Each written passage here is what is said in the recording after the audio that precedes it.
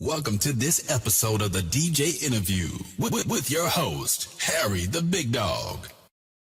Woo! And that be me. What's going on, everybody? This is the DJ Interview, and I am Harry the Big Dog. It is 8-ish on Tuesday, so let's get ready. Today's guest, oh man, me.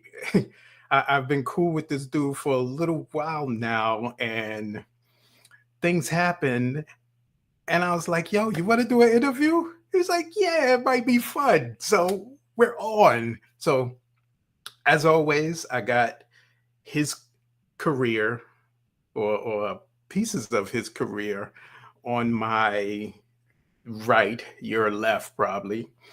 So we got DJ Strick coming in. He has over 20 years of media experience, including radio, online, I'm assuming television, the whole nine.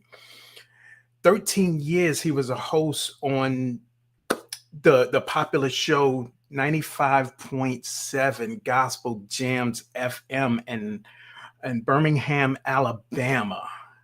Right now, he's a pastor of Ministries and media director for New Rising Star Church. This dude has done a lot in his time. He's also a producer of a syndicated show, jazz radio program called Block Party Radio, which airs to over 20 different markets. Ladies and gentlemen, put your hands together for DJ Strick. What's up, man? What is up? Dude, thank you for having me tonight. How'd you like that intro? Hey, I love it, man. I appreciate it. Let the DJs talk, you know what I'm saying? Put the kids to bed. This is Big Boys Conversation today. Thanks for the invitation. I really do appreciate it. No problem. No problem. I know that this was a quick turnaround thing, but I am glad to have you here. And we already talked about this about a month ago. Yeah, we did. And, you know, things just happen and you're here now. So now for everybody who is watching, DJ Strick is not your traditional record player. I do scratching. Yeah, I'm not a scratching DJ, you know. Not even a party DJ, even though I've done some parties. My DJ name actually comes from just being a disc jockey on the radio. Yeah, so I was more of a radio host of a show, and that's where the DJ came from. But not a scratcher. I did some parties. I would do parties when people ask, but for the most part, you know, I wasn't that DJ that would do the scratching and all that kind of stuff. Yeah. Not a mixed DJ, I would say it that way. I was a radio DJ.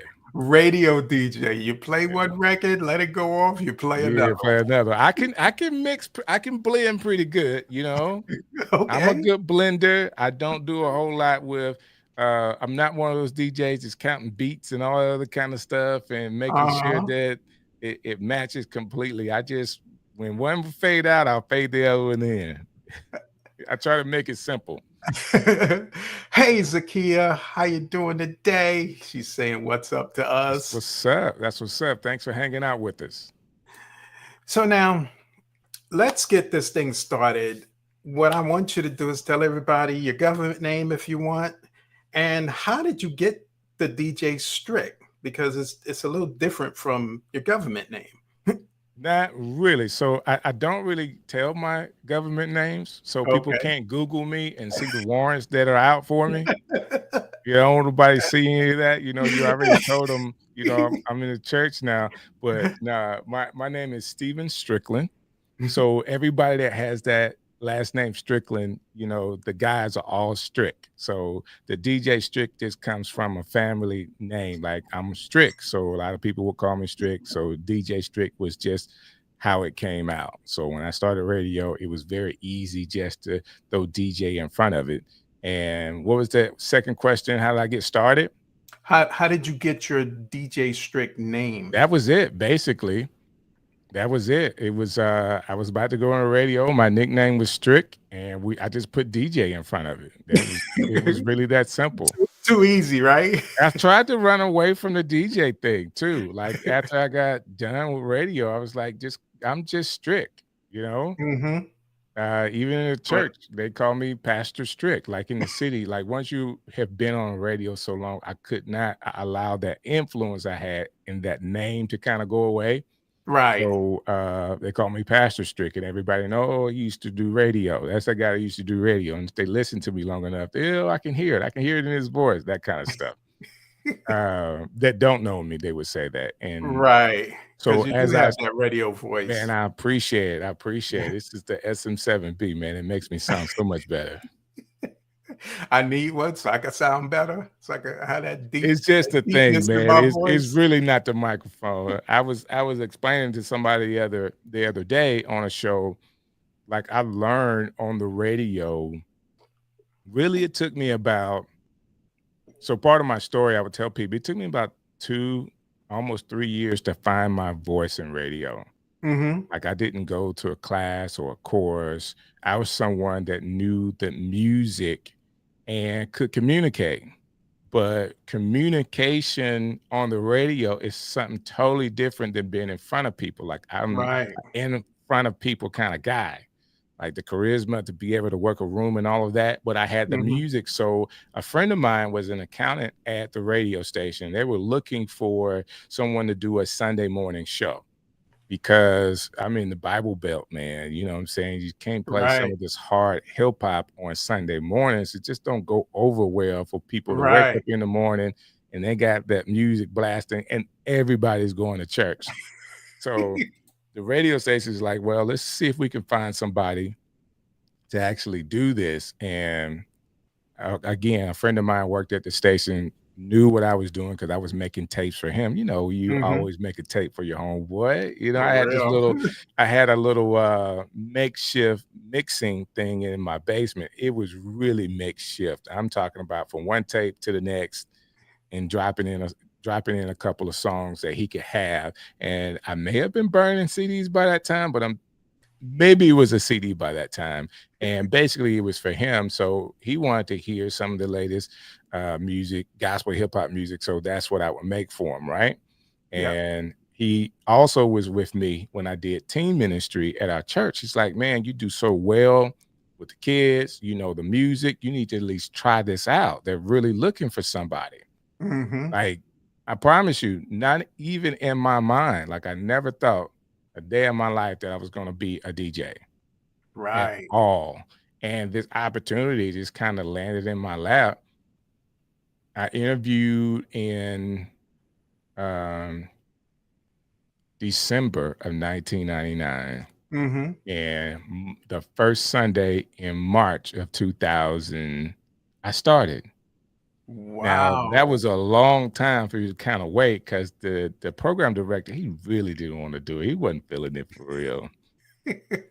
Because, you know, that's just something completely different than what he did. I would have to be the program director for that show because he didn't know the music. So basically, I had a show that I was the new DJ, program director, marketing director, sales director. Like I had it all. I had to do it all because it was a secular station and they, you know, it's like, whatever, we're going to do this so people can kind of get off our backs about what music was being played on Sunday mornings. So now your now that run, and we're talking the Gospel Jams FM. Uh-huh. Uh-huh. This is this run. This is and you did this for So it's 13 years. 95. The station was 95. 95.7 Jams, and I had Mhm. a show that initially I called Gospel Jams. So it was 95.7 Jams, and I came on and did Gospel Jams. And as Right. I got into it, I actually moved from Gospel Jams to Strick City, where I called it my name and made a whole business out of it. So it was an Right. opportunity for me to do local shows. We actually toured a lot of local artists. Really, I had a nice region in my area where if people were doing something, they called me and they called the group of guys that I work with, even reaching all the way out to Atlanta and having some Atlanta artists working with me to do Wow. tours.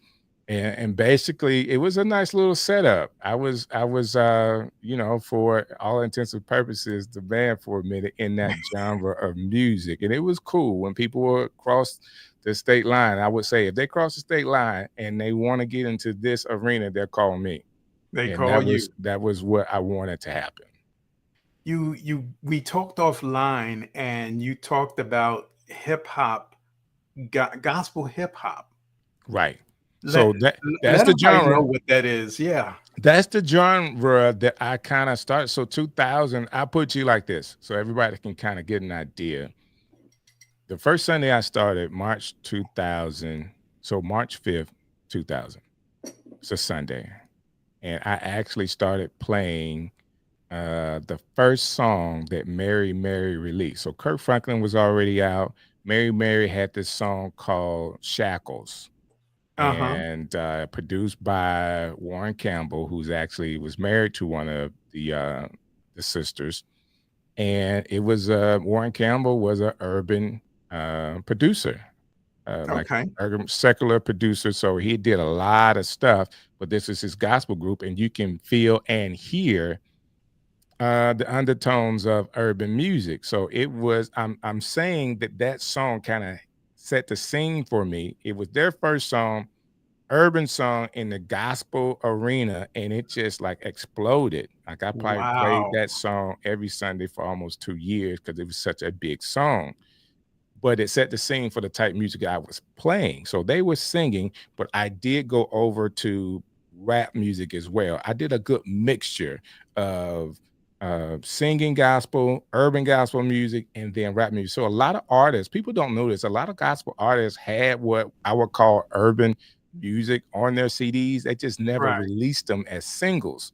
So I would play those cuts from very famous gospel artists. I'm playing their more urban type song, and it is connecting with the youth. It's like, who Yolanda Adams is nice. That's a nice Yolanda Adams cut.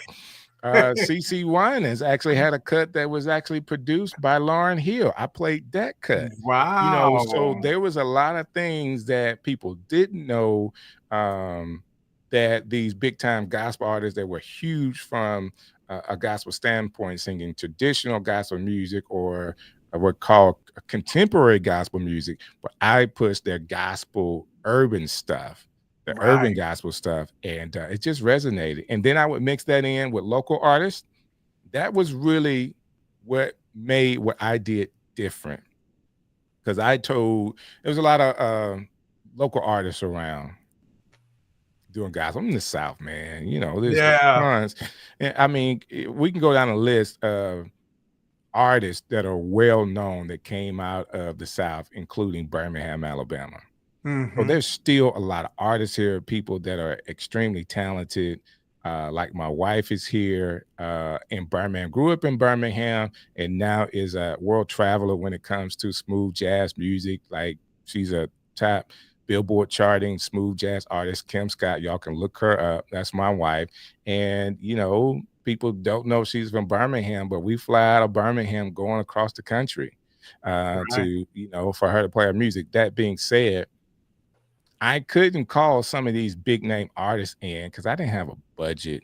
I wasn't a Mhm. promoter at the time. I started doing some promotions, but I didn't have big time sponsors. So I would always tell people I can't just call Kirk Franklin to come to Birmingham and do a show. But Right. if I was smart, which I tried to be about how I position the local artist, if I played like a Mary Mary, a local artist, and then a Kirk Franklin, that put that local artist on the same playing field with those artists because their music is mixed in. And if I can make them popular, they come to my show, I talk about what they're doing. I say, hey, we're going to be at this location or this church together doing this event. That made that local artist just as popular in the area as some of the national artists. Right. So I started a business out of that. It was a nonprofit. I definitely didn't make a lot of money out of it, but it was an opportunity to expose some of the youth to the local rappers to, Mhm. to let them see something different, which You at got the your same name out time, there. say that again. You got your name out Oh, there. yeah. People, I mean, it's still the case. And, Uh-huh. people would think that, I don't know, I'm one of those kind of people that I wasn't doing it for the popularity, but I understand marketing. Right. Okay. And that's why, we'll get a chance to talk about this later in my transition from being on the radio to now streaming. People just miss it. Like there's money to be made as a content creator, and Yep. there's several different avenues to do it. So in my case, I used the radio as a marketing vehicle. That was my voice. But it also led me into the local churches and local arenas for us to be able to do shows, to have relationships with people inside of the city. We did school tours. That was one of the best things we ever did was to get into the schools, because I couldn't be anywhere in the city and they not recognize, well, that's the guy, that's DJ Strick. He just came to our school. So you talk about Mhm. influence. Yeah. And, now, I'm saying 20 years into it, someone was, I don't care if they were 10 years old. Now they're 30 Yeah.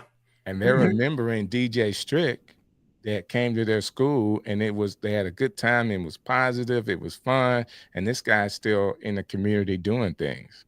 That's why you cannot get rid of that DJ Strick That's why I name. can't get rid of it, because that's what they know. That's what they know. But let me say something, Strick. You said you use the radio. Let me hit that. You use the radio Yeah. Yeah.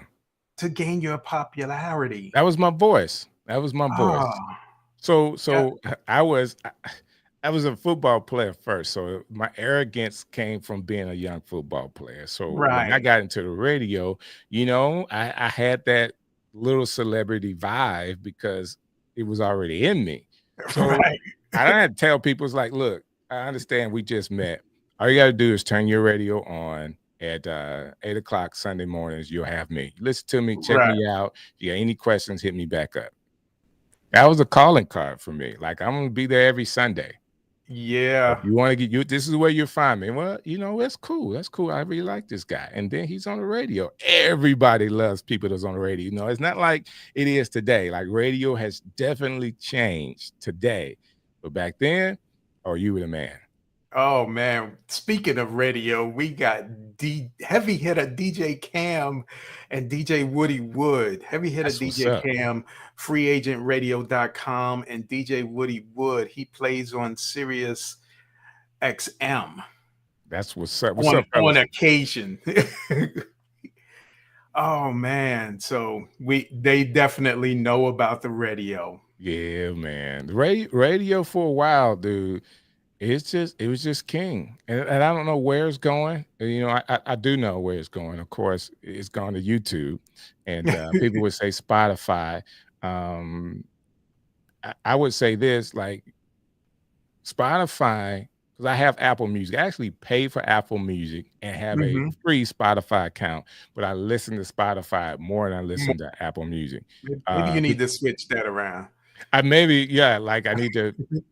Good idea, right? The playlists that I was able to find on Spotify, which is like 4 or 5 of them that Mhm. plays what they call CHH, because the name has changed over the years. I said gospel music, but gospel hip hop, and now it's Christian hip hop. So CHH music, there is just a better collection of it on Spotify than it is on Apple Music. Like their playlist is not as good on Apple Music as it is on Spotify. And right now the music is just banging. It's probably better than it's ever been. They still lack a little marketing getting out there, but the music, like I would go anywhere and play this music. I don't like people, like I'm not one of those kind of people who's like, it's got no, if I didn't tell you it was gospel music, like you wouldn't even know. Now, of course, it doesn't have the bad words, it's not calling women out of their names, but the cadence, the lyrics, and the production.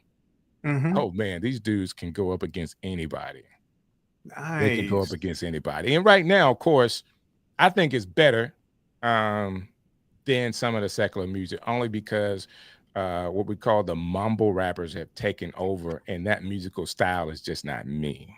And maybe the kids like it, but I can't get down with the mumble rappers. I think it's us adults, and I'm wondering, did our parents look at us like that? Like we're looking at them now. Nothing against the music; it's just not what we're used to. I think that's more of it. Okay, I'll put it to you like this. One of the biggest artists that was around when I was a kid, I'm not talking about the hood artists. I'm talking about like, dude, when MC Hammer hit the scene, like nobody was mad at MC Hammer. Everybody's dancing. Mamas and everything. Like everybody's dancing. Everybody's having a good time. And there's a few people out there right now that could garner that type of attention and folks not go crazy. I think Jay-Z, some of his later years, some of his stuff people can still get down with, and it's not like everybody's got to close your ears and close your eyes. You know what I'm saying? Not that he was clean, but people just wouldn't go crazy. Some of the lyrics right now, and it's not even the guys, it's the women, brother. They are hardcore. They are hardcore.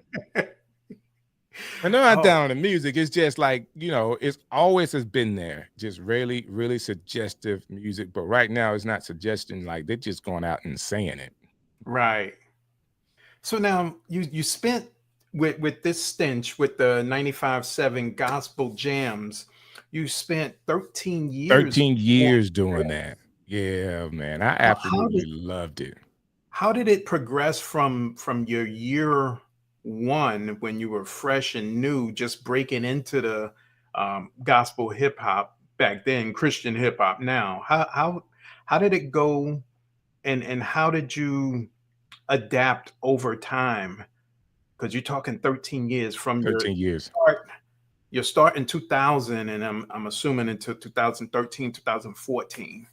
So that's a really good question, by the way. I got to tell you that. So because people need to know the beginning, and the beginning was terrible. It was awful. That's the best way I could describe it. The worst thing ever was to listen to that show. I had an idea that some of the gospel shows in our area, when I listened to the secular music and the secular DJs, I mean, they were killer. They were nice. The DJs were nice. I mean, very well spoken. They knew how to get in and out of the breaks. They knew the music. People loved them. And then I would listen to gospel radio, and they had one announcer, and he stuttered. He didn't come in out of his breaks right. He would make mistakes on one of the stations. And I'm like, oh, man.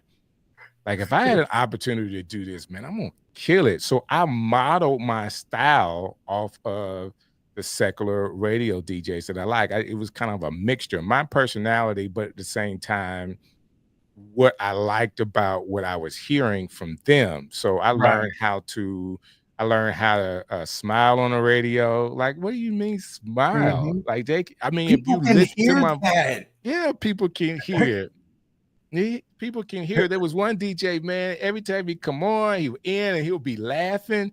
He didn't even say anything funny. He just laughed at the end, and that was infectious. Like, people love this guy. So I learned how to smile and laugh and have a good time. I had already have a charismatic personality, but being DJ Strick on the radio, it just got huge. Right. This, it was just a huge personality that I carried. And I had to learn how to do it. I said it earlier. It took me about 2 years to find my voice. I would come on, like, I remember the first Sunday, like when I first started. Oh my gosh. I was like, yo. Hey man, it's your boy Strick. We've got this.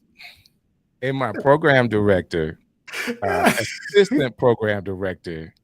Like, this is a gospel show, right? Well, it wasn't even that, because I still had my personality was just like any other DJ, but they wasn't doing that. Like, where I get that from? It's kind of like if you gave somebody the mic right now, they'll turn into this what they think rap is. You know what I'm saying? They'll turn their hair backwards or whatever, and they'll do that. People still do that yo stuff, but that's not what we were doing. That's not the type of DJs, not the type of station. And it wasn't corny. That's corny. And it was coming across corny. Right. I didn't know it. And there were some other things, like song would be playing. I'd be like, hey man, this is DJ Strick, and appreciate y'all listening today. Man, we got this. And the music is playing, so I'm vibing with the music, but it was weird. I just talk, man. So to be honest, I had this assistant program director. Her name is Mary Kay, and I love this lady to death. She was like the best coach that you could ever have for a young DJ. And she said, what are you doing? I didn't go to school for this. I don't know what I'm doing. And she told me in 30 minutes everything I needed to know about how to be a DJ, how to do your air checks, come to her, she'll review them, how to listen to yourself during the day to get better, how to practice going in and out of breaks. And in essence, she taught me how to practice to be able to get my voice. All right. And I respect and love this lady till this day, because that one conversation. So what she did for me, a lot of the DJs didn't like, because they felt like she probably overcoached. Right. But I didn't know anything. Like, I was what you would really want. Like, if you had a business or something you started, people like hiring folks that are effective and could be good, but green about and coachable work and coachable, so they can teach them how to do it their way and not have to reteach it, because somebody else had trained this person with experience, and you got to try to retrain them. Well, I was green. I didn't know a thing, but very coachable. I listened to everything she said, and I also had another young lady who is now a program director. And to be honest with you, I got people from that radio station that are literally all over the world doing stuff, national people like from that station that are doing some real big things. And another young lady named Tasha Simone. So she would come on after me, and I would stay around, and she would coach me on different things as well. So I had two young ladies that were willing. Like, the dudes, man, they were hardcore. They didn't want to help. It's like, who is this guy? What is he doing? They didn't want to help. But the ladies, man, they really helped me out to be a better DJ. And once I found my groove, 2.5, 3 years into it, brother, it was nonstop, man. You couldn't tell me nothing. You hear me? Man. You couldn't tell me nothing. So now you finally got your groove. You're doing your thing. 2013, 2014 come. Why stop? So one of the DJs in the beginning, this is a good story, man. Like, y'all are getting some really, I would say it's not hot off the press, but a lot of people don't know the inside story to what happened. But I'm going to tell you. So one of the guys that was there at the radio station early on that was supposed to train me, he comes in on nights, and he is nice with the board. Like, technical, he's killing this board. And we have like 2-3 different things you can do from the board, what they call a Vox Pro and another system. So you get the people to call in, you record the call, and then you edit it up. And he was really good at doing all of this stuff in a timely manner and still like killing the personality. And his Right. personality was pretty rough, though. He was like really rude. You know, people would say something and his thing was flushing them down the toilet. You know what I'm Uh, saying? But he was wow. really good. Like he was one of the best in the region. Like he was known in the industry for how technically sound he was. And they sent me to him to kind of do like some training. Mm-hmm. And man, he looked at me like, "What you in here for?" Like, man, they sent me in here to watch. Watch what? He was rude, dude. Rude. There's no way of getting around it. Like, intimidated me and everything. Like, I was just doing what I was told, right? So, years later, I would say about 10 years later. No. Let me give it how many million? About 5 years later, this guy gets saved and starts doing urban gospel mixes and asked me if he could send his mixes for me to play in my show. Right. And I was like, cool. They were like 15-minute mixes. I got time. I can play them. My man only did a couple because he didn't really send a lot. But in Right. the background, he was actually working to come back to the station. So when he got back to the station, we had another station that was kind of playing some other music. He started playing Sunday mornings on that station. Then he turns around because the guy was really good. And he's a cool guy. But he began to be the program director for my station. And he saw it as a perfect opportunity for his show to be on his station during my time. So wow. that's the story. Sometimes that happens. It's radio, man. Radio can be very cutthroat, even if you're the gospel DJ. You know what I'm saying? And I was it wasn't all of him. Like he wanted to give me like the worst time slot. And I'm DJ Strick. You know what I'm saying? I was like, you the man out there. Yeah, I don't really have to do this, man. You can have the whole thing. And that's how it went down. Yeah, So you leave there and I leave there and it's kind of like, you know, I was out of radio for a while. You know, that station was so progressive, okay, as far as hip hop and the gospel hip hop. So what I was doing, there wasn't a lot of people doing it across the country, and I wasn't willing to move, and there was nowhere really for me to go. And you know, I just see it as an opportunity to focus on some other things. So I started doing some other things, kind of gave me time because now I'm not on a radio Sunday mornings. I'm getting connected with local churches and all that kind of stuff. And that kind of blossomed to where I was able to give back to the community in a different way. But fast forward, you've been in radio, and even if you get out of it, guess what? You love it. I started missing it. So I said, hey, let me see if I could, whatever. Let's just go back. Let me be humble and figure this thing out. And by that time, things had changed so much, not for me, but where they were going and what they were doing. They were kind of locked into doing what they were doing. So I said, okay. They told me, you know what? It's probably best that you figure out how to garner your own audience. Like DJ Strick, like I never had a problem with audience. It wasn't the fact that I wasn't connecting with the audience. Program director just wanted my time. Like I won't say it was a no. I mean, it can be cutthroat, but you don't think like you would be cutthroat in that kind of arena. But it is what it is, right? Right. So I was like, okay. It took me a minute, Harry. It took me a minute, and the pandemic really did help. So I decided that you know what, I'll go online. I'll do the YouTube thing. So really, it was Facebook for me because that's where a lot of my audience is. So I started doing Facebook, led to YouTube. It led me to Let's Get Live community with a guy by the name of Doc Rock, and just listen to those guys. Yeah, listen to those guys who's also a former DJ out of Hawaii.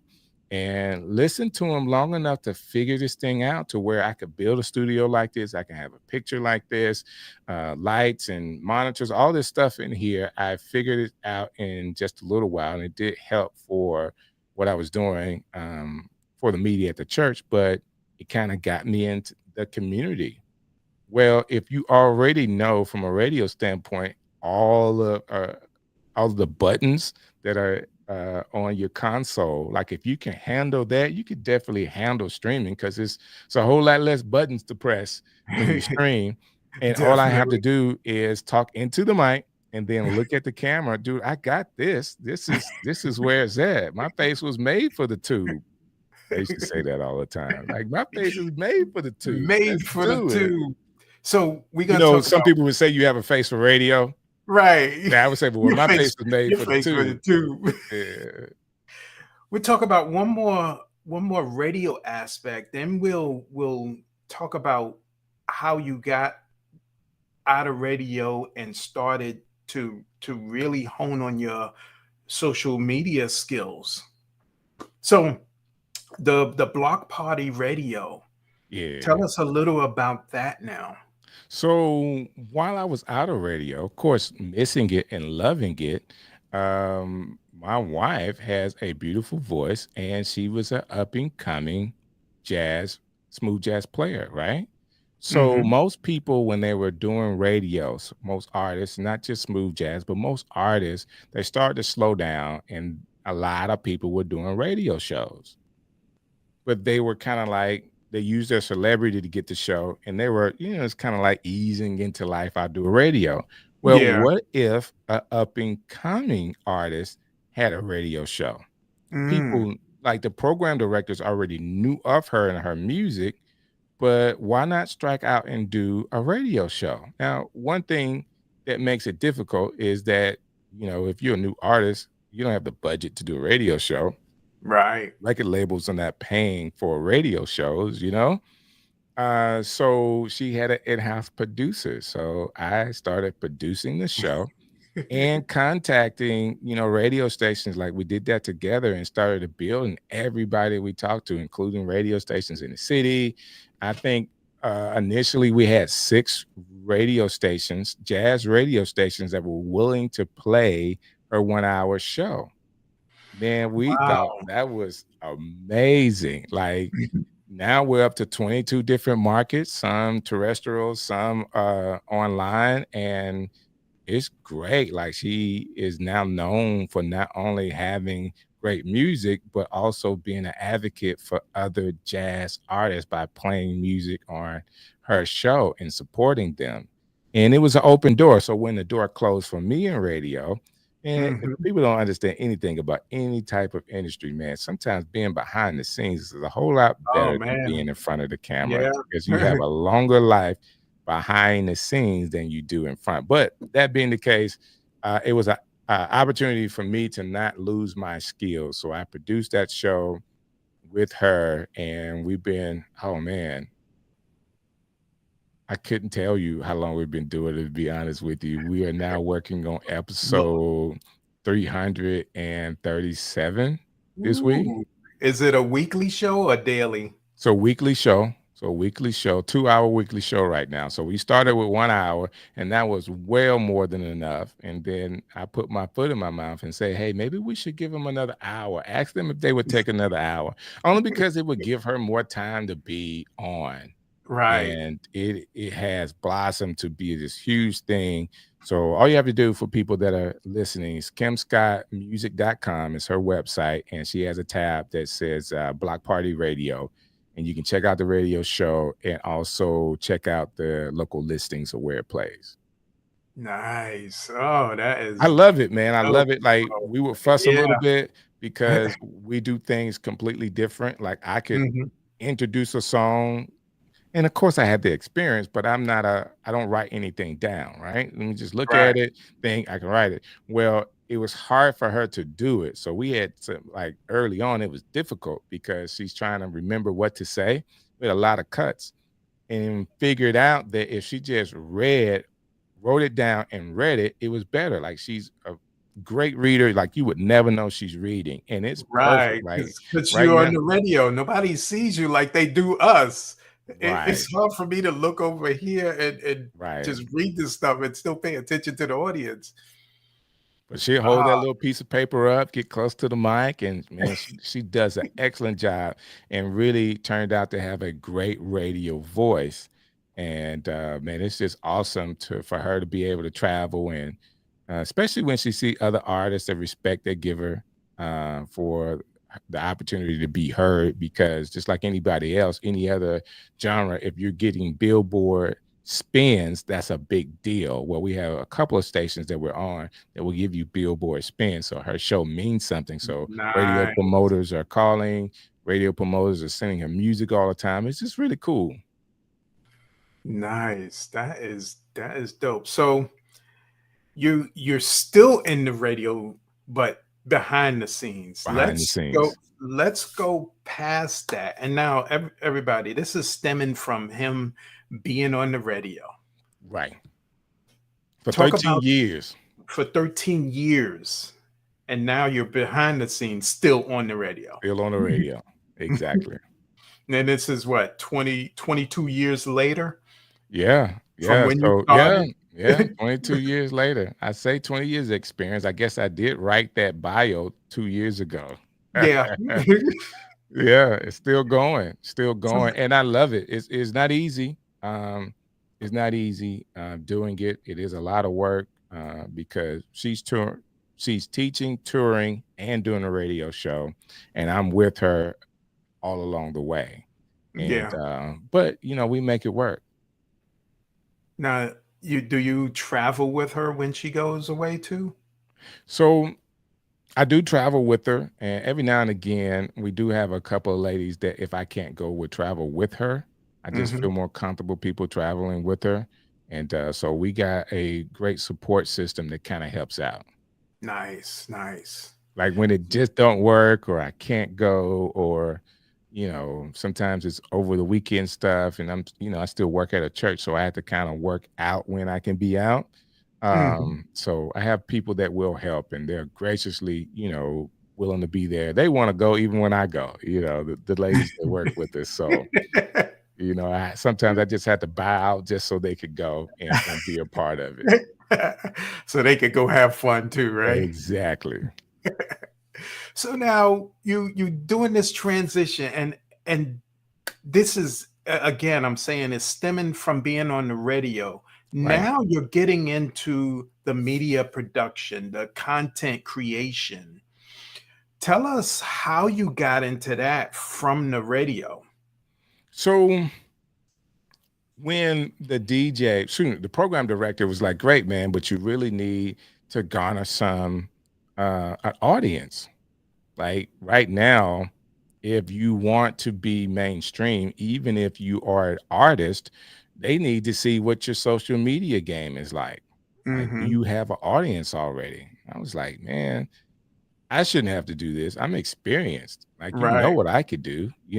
I built that in this area. People don't even they associate that style of music with me. Yeah. In the area. Like, what do you mean I gotta but I'm cool. I listen well. So I started to focus on, okay, now being in front, being DJ Strick again.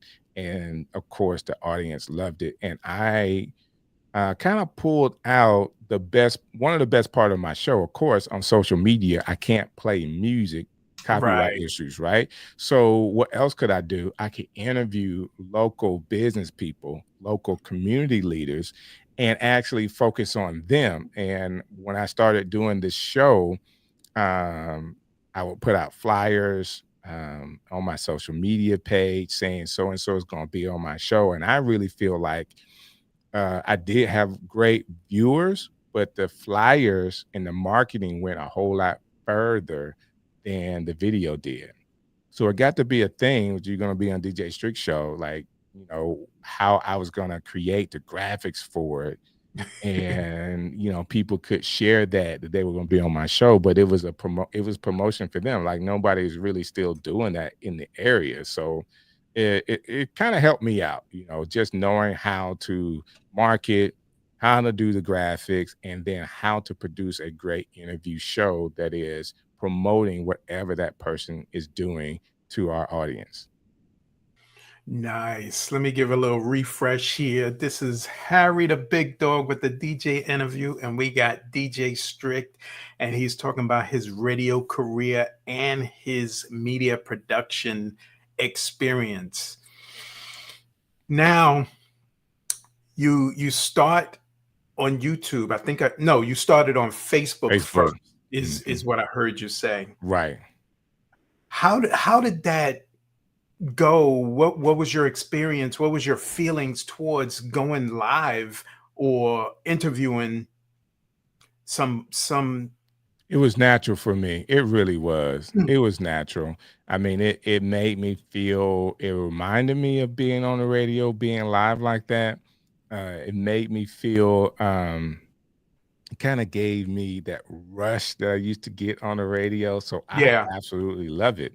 I love that. And I love the fact that what I did with the radio, because I knew that it was advertising and promotion, I would give it away to people I thought that was worthy of it. So me interviewing other people, talking about what they were doing was just a plus for me. So a lot of my friends that I knew over the years that were doing some great things, it was an opportunity through the pandemic to connect with them. So I connected with them by doing these shows, and it just hit. It just hit, and it gave me an opportunity to learn some things, but also connect with other content creators as I was learning how to do my show better. Yeah.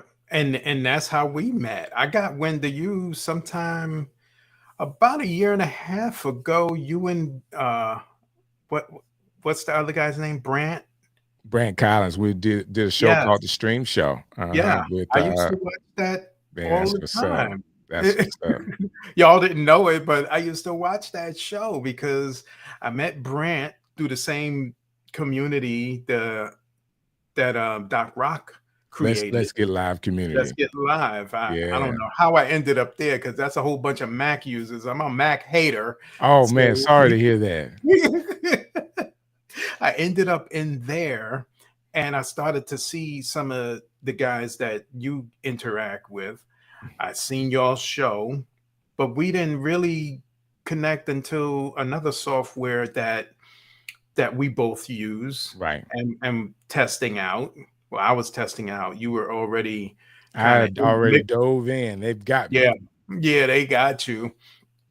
But just that experience with you, and I seen the comfortableness. You already know what you're doing. Look at your background. You Man, got the appreciate it. TV. I just Yeah, I got guess two. I got the show on. I got the show on. You know what I'm Right, saying? you So got the people show can on see the there. show. I made it bigger so people could see. They see Yeah. us actually twice. I got two lights on the side of me because I don't have my full studio set up yet. Got you. Got you. That's It's nice though. coming. I have too many lights in here, to be honest with you. And I feel like I'm not tweaking anymore. I have a nice setup here that I really, really like, but it is a lot to pull this look off. But Yeah. again, it takes some time of experience and listening to people and some trial and error and learning that, okay, I might just have to spend a little bit more money than I thought I did. But it works. And it looks good. So I'm comfortable with the setup. Good.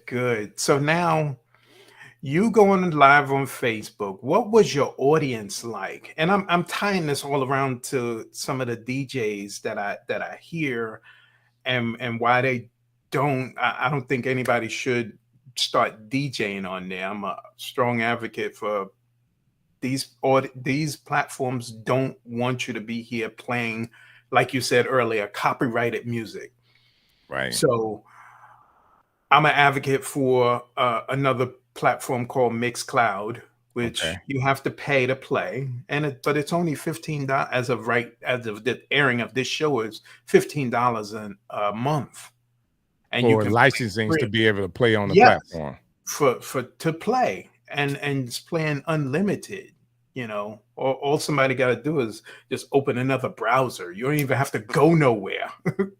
Open I another like that. browser. I like that. So, that licensing deal is a big deal because the integrity behind what I would like Yes. to do is for people to know me and to get paid from my show.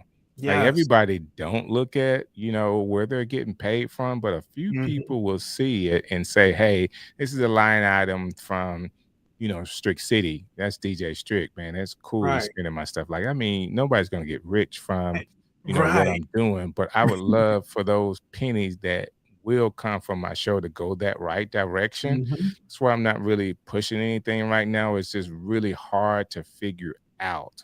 I mean, you can go to the individual licensing companies, BMI, ASCAP, and actually pay those companies for a year. Like, I think maybe they're like $300 a piece or something like that. And then you have to pay for the online usage of it, another $200. So it could be very expensive.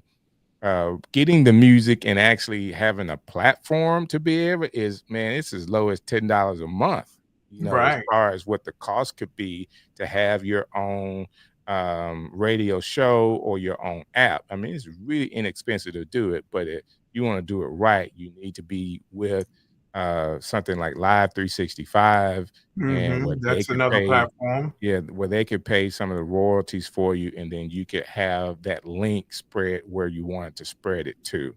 Um, but those are the things that you would need to do now. Either go directly to the licensing companies and pay for it, but that's still not playing. That's playing online, but that's not playing on Facebook or on YouTube. That's still not. You still don't get the right to do that. If you Right. want to play music on those platforms, I think YouTube is changing it. So there's some announcements that's coming, if it hadn't already come out, to where now you can actually pay to play some of those songs. You can have See, that is licensing rights for it. dope. That Yeah. is dope because now I get to play freely, or a DJ get to play freely, and the artists are still getting Still getting paid. paid. Still getting paid. Now you got to figure it out, because some of this stuff, like there was a song on there that somebody had down for $1,000. Like, so some of it's crazy, but if Right. they do it right, they easily could be $1, a play or something like that. Something that would make sense. And then the DJ is going to figure out how they monetize it. Mhm. Okay, they still going to figure out how they monetize it, because if I got an hour show, that's 12 songs, that's $12. That's just one show. Right. It's just an hour show. So people are going to really have to figure out, what's best for them or what budget they want to have. But it could Right. be an opportunity to go all out. And, YouTube has made it good for everybody, both sides, basically. Mhm. And that's why I wanted to get you on here to talk about the media stuff as well as your radio career, Right. and how some DJs can promote themselves, some radio stations. My boy, heavy hitter DJ Cam, he's got the radio station there, and it's just another way to promote, do legal stuff. Like I said, I don't advocate any illegal playing of the music on this platform, that platform, and any other platform that don't want you there. Right. So there's a bunch of platforms that you can play on and send people to. I will be honest with you. Back in 2012, man, I had a Mm. 3-camera webcams, that is, switcher going on in the studio.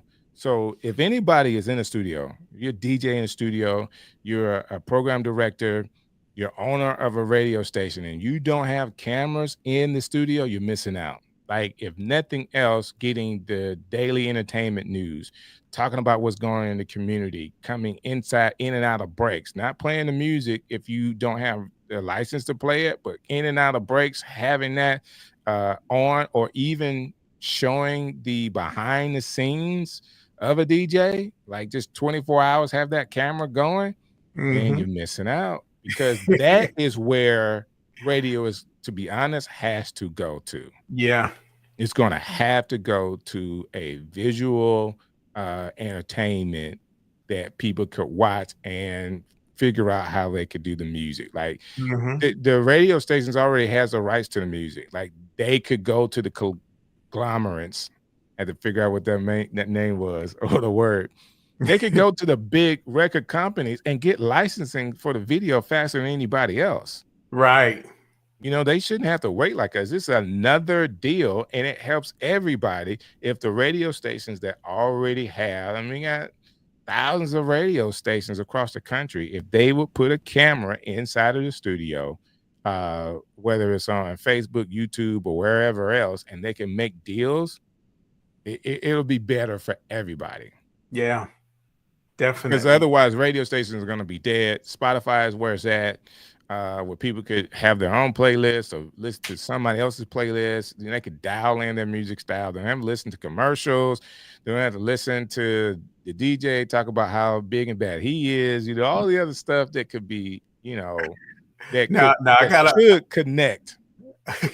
I gotta battle you on that one because I know one of my peoples. He know who he is. He has a broadcast hip hop, and he gets a very good amount of listeners. I'm talking about between 200,000 and 900,000. That's online or that is yes, terrestrial online. Oh yeah, online. Yeah. Oh, that's different. So online radio stations is definitely where it's at versus terrestrial radio stations where you have to get it from your car or from a radio player of some type. Now, all the radio stations have some type of online resource or presence, but they're not marketed the same. Okay, they're not marketed the same. So that leveled the playing field for everybody to get in. And if you got in the right time and you resonated with the audience and you were able to market the right way, or people just found you and found you and found you and found you, listen, it's there to go. Like, you could do it. What I'm speaking of with is the lost art of the local radio station. Okay, gotcha. Then yes, you're absolutely right. So the local radio station really should have been there for the community.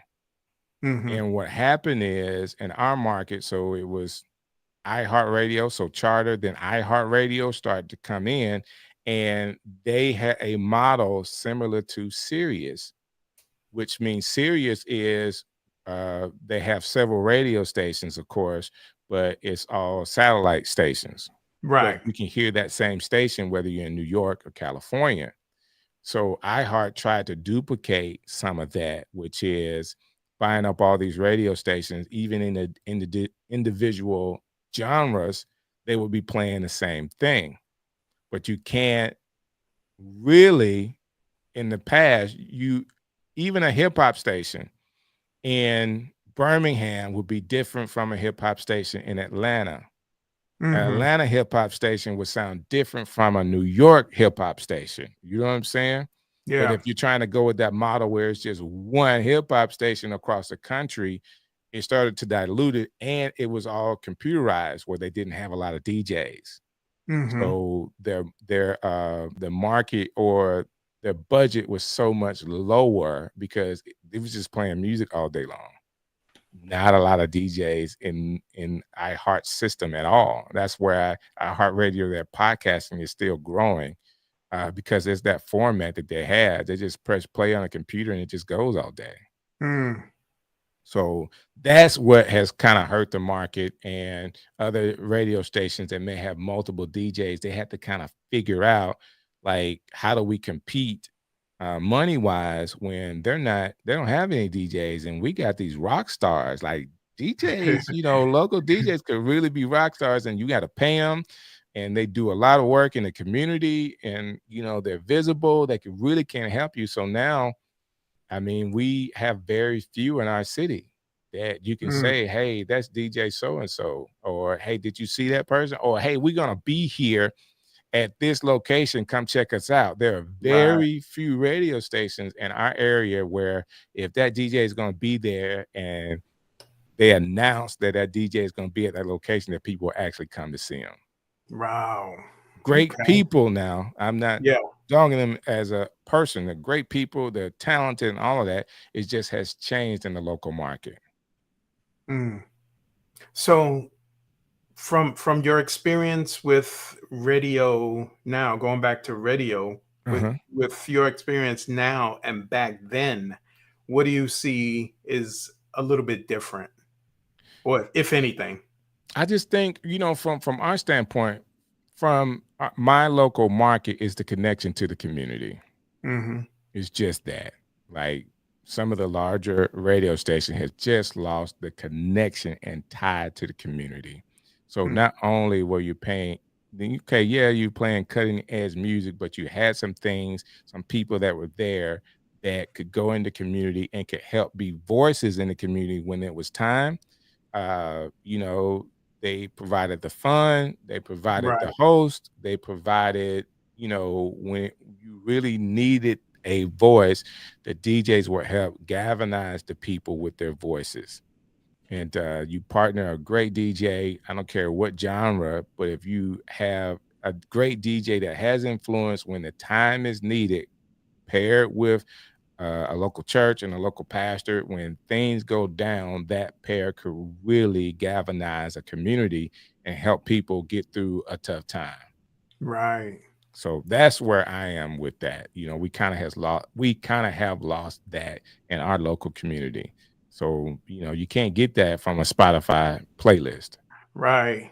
Not too much, and I don't know, depending on how the internet radio sets their system up, if they're playing for everybody Oh, or you're if they're playing for playing in their everybody. So local yeah, area. yeah, you're playing for So yeah, everybody. If you go I get local on an internet station, you're missing out because yeah. people you would find in your analytics that, just in case, we have American military bases all over the world.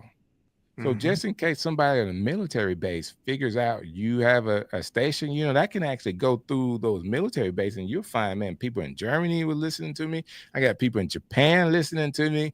You have people all over the world listening to an internet station. Like, it is definitely, if done right, it has more potential than anything else. So coupling that with an app, whether it's free or $1 or a subscription, I think that's where, if I was focusing, that's where I would focus. All right. Because you just never know if you were smart about doing Facebook ads and having a YouTube channel, pushing people that direction so they can find the app. Because once you have them on the app, Harry, guess what happens? There's a thing called push notification. They're Yeah. on your radio So station, and then you can push your message out to them all the time. And you can mm, do whatever you want on your station. Any kind of games, giveaways, promotion, yeah. interviews, music. And there's several applications out there right now that you could put together a great automated show that you really wouldn't need a DJ for, or you could be the voice of the station. Is really low overhead, other than, of course, the licensing. Right. Nice. So So that's where I would go. And if you did that with video, like we're doing now, and adding right. that in, I think it will be game changing for people. Now, I don't think Mm, none of this success is not overnight. I believe if you build something, yep. it will take you time to do it and figure out what the audience would like, because you could find out maybe the audience didn't like the video portion. They like to just listen while they wrote, or they really like the video portion. You find out I need to do more video, all that kind of stuff. Yep. Definitely. And you were talking about the virus, our time in crisis. That's how this DJ interview show got started too. Wow. That's awesome. That's awesome. And you know, I had this idea for almost 13 years. I mean, Wow. excuse me, almost 7 years. 2013, not 13 years, 2013. And I started it in 2020, June of 2020. And now we're here, like you said, be consistent. I'm at episode 93 now That's awesome, with man. the world famous DJ Strick. Oh man, the legend. You got the legend in the The building. legend in the building. So that's how far away I have been from radio. I say the radio, the big personalities. It was DJ Strick, the legend, on Strick City. I mean, I Mm. had it down packed, brother. I absolutely loved it. Oh man, Strick. So one more thing, and then we're gonna get out of here. What do you suggest? You talked about YouTube and them getting ready or thinking about changing their rules. what do you suggest to the DJs that's going to be listening to this program and the ones that's listening now? What do you suggest to them that they start to get ready to do in order to stream, play a mix, or anything on that platform, YouTube?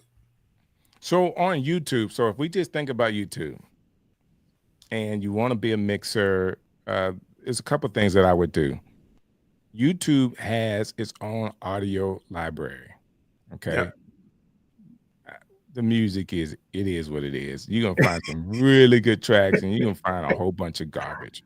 But if I want to play something now that could kind of get me started to garner an audience as they're changing, like, so the change that I talked about is actually you being able to play songs or buy songs that you can play. I would be looking into that, seeing budget wise what makes sense. I don't know if that purchase is for one play, or if you purchase it, you got that song forever, because that makes more sense than anything. But I'll be finding ways to, number one, hone my craft. I would be doing as much as I could with independent artists. That's another way to go.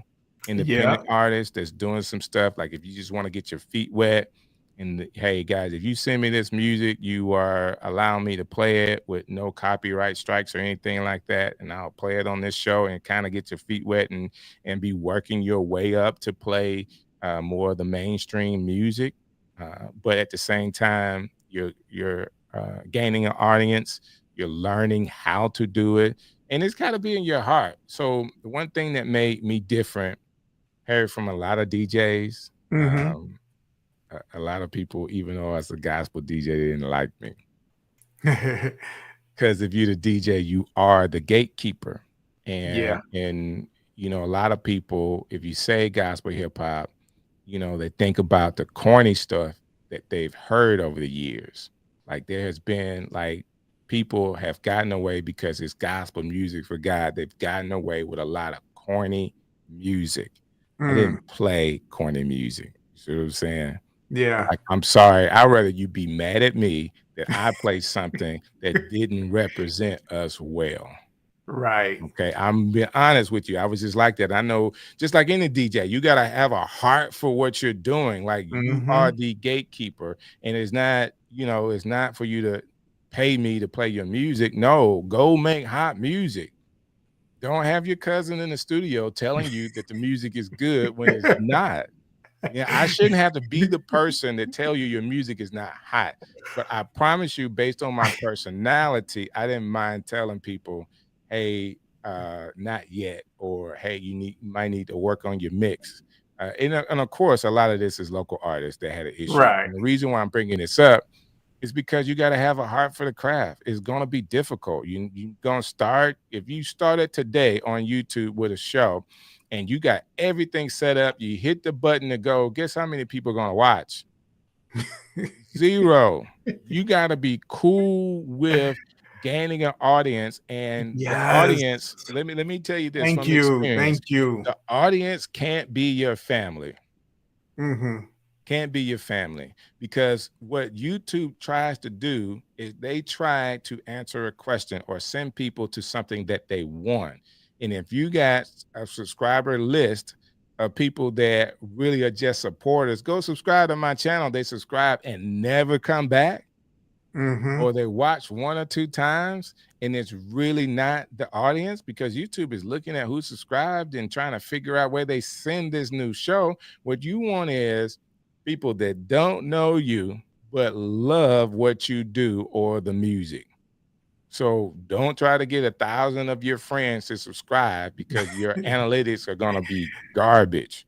All right. It's not going to be good. People will tell you already right now that 50% of subscribers is a good number, because everybody has built off of, you know, subscribers from people they know. They get popular. Hey, subscribe to my channel, but they're really not real audience members. You want to just find a genre, or what we call a niche. You want to find a niche.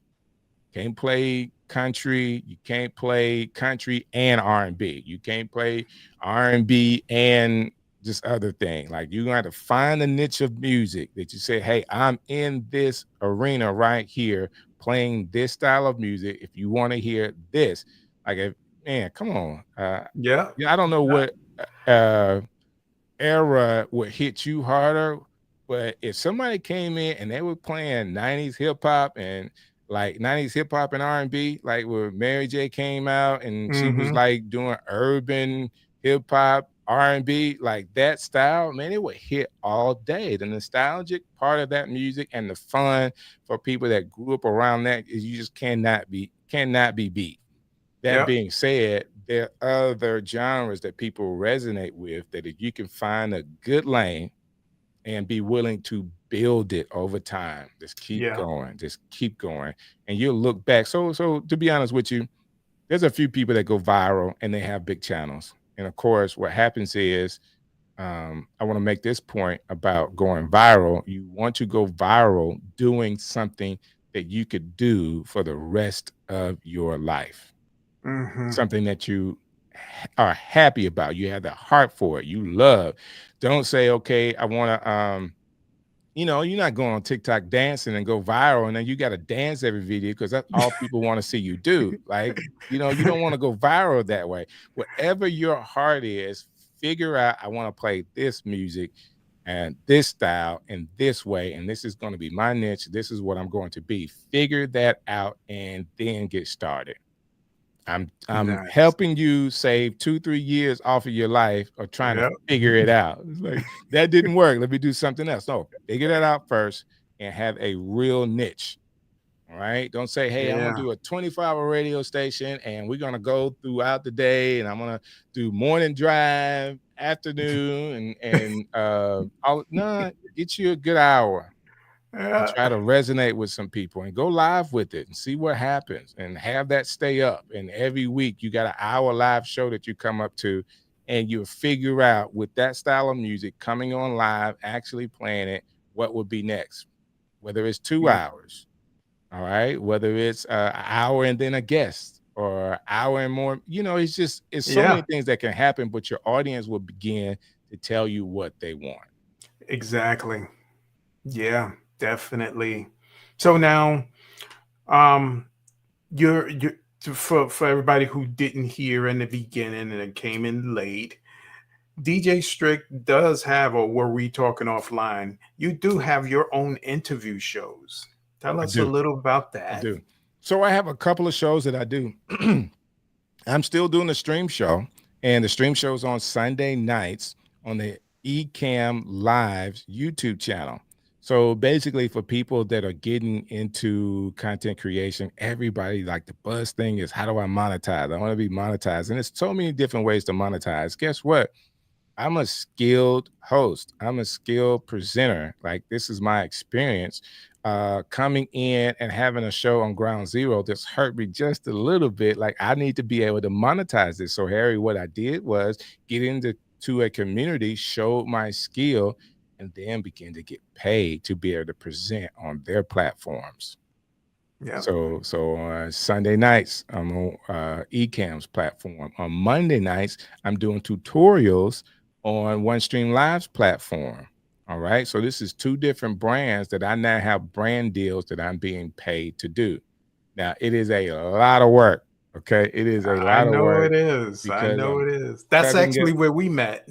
Where we really met and actually talked, because I came on one of your streams. One of the streams where we're doing guests. We just released a new feature on one of those brands, and man, I needed some help and reaching out to the community, and Harry came on, and it was a really cool day. I hadn't had an opportunity to reproduce that yet, and I'm going to do it again where we can have more of the community to come on, but he came on, and it was just really cool to be able to see other people, number one, on this platform that I had a brand for, because Ecamm has been around for a while, and they have a huge community, all right, around their product. And this product, OneStream, is trying to grow a community. And it just takes a little time. It takes the right people, Yep. and you really having some time to really resonate. So I appreciate you coming through the times that you did. And of course, I'm gonna be calling you back. Of course. I'll be ready. I'll Yes. definitely be ready.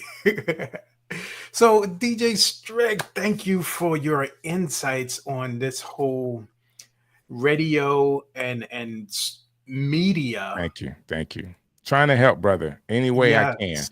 So Thank you so so that's much. one of the things that as I got into this, if you ever seen one of my links, it says I help people, and that's period. You know, of course, my heart is for God and God's people. So I just want to help. Mhm. So if people are out there that are trying to figure this thing out and they need 1 or 2 minutes to say, hey, Strick, what about this? Hey, Strick, what about that? Inbox me, man. It's really cool. Inbox me. I'll try to spend a little time and figure it out with you.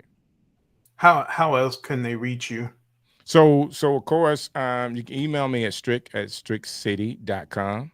So that's one way. Facebook is dj.strick.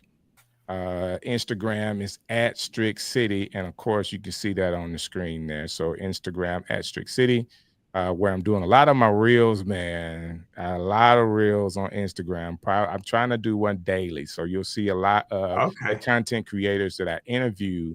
I cut those things up and put them as real on Instagram. And I do some of that on Facebook, but Instagram, you can kind of see it a little faster. So at Facebook, dj.strick. And of course, my email address is strick@strickcity.com.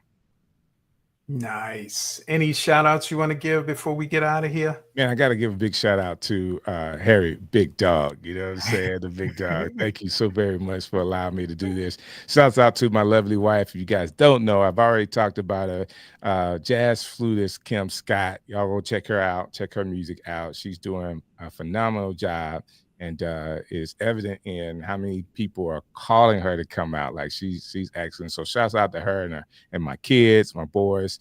Shouts out to you guys as well. Nice. So I'm gonna leave you on. We're gonna close this thing Let's out. do it. This is Harry the Big Dog with another DJ interview. We are here on Tuesdays, 8 p.m. ish Eastern Time. We are out. We'll talk to you soon. That's what's up.